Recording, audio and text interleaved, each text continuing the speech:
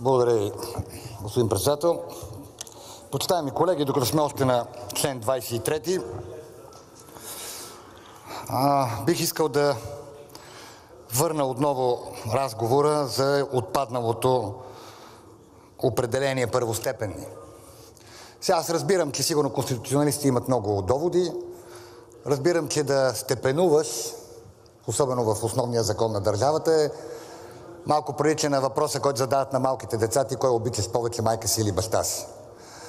Но тук, за да има плът законодател на всичко, което казаха преждеговорившите, мисля, че трябва все пак да се опитаме да намерим един синоним, който подчертава изключителността на тази ценност. Може да бъде водещи, може да бъде основна. Аз не съм и против да остане първостепенно. В крайна сметка, ролята на политиката е именно да определи кое е първостепенно за нацията в момента и кое не е.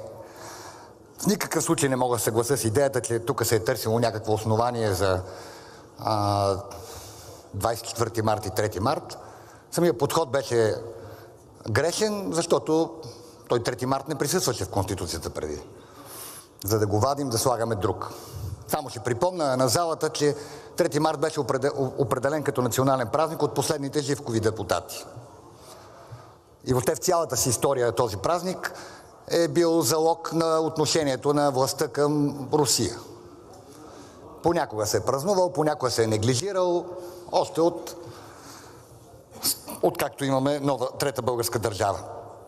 Така че моята молба е отново да помислим за възможност да не отпада това изречение първостепенни, тази дума първостепенни в новото изречение в член 23, или да си остане първостепенни, или да бъде заменена с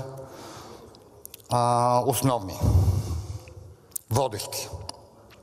водещи национални ценности. Благодаря ви.